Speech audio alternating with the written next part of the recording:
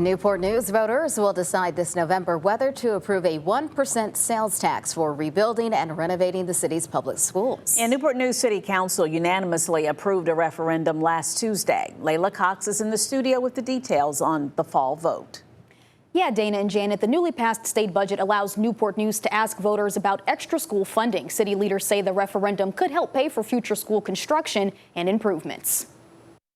The next major investment in Newport News public schools won't be decided by City Council. It will be decided by voters. After a unanimous vote by Newport News City Council last week, this November, residents will weigh in on whether to approve a 1% sales tax dedicated exclusively to rebuilding and renovating outdated buildings. School Board Chair Dr. Terry Best thanked council members for moving the proposal forward. If the referendum is approved by the voters, it will address our aging school buildings.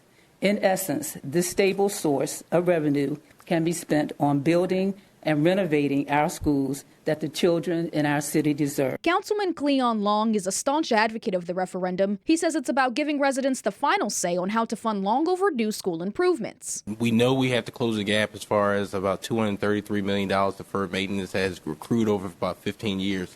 And that's a heavy lift.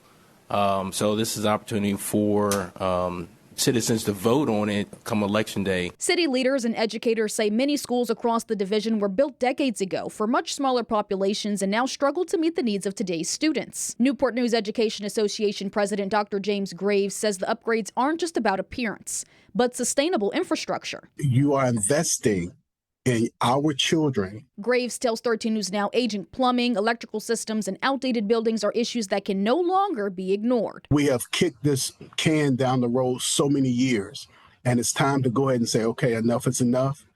We have to do something, and we're going to depend on our community, our city, our parents, our students, our teachers, and staff to help. So I believe this is a good way of doing that. If approved by voters, Newport News would join a small number of state localities with a dedicated sales tax revenue stream specifically for school construction. Leila Cox, 13 News Now. All right, thanks so much, Leila. And the Newport News School Board is in a closed meeting to propose a resolution in support of the tax.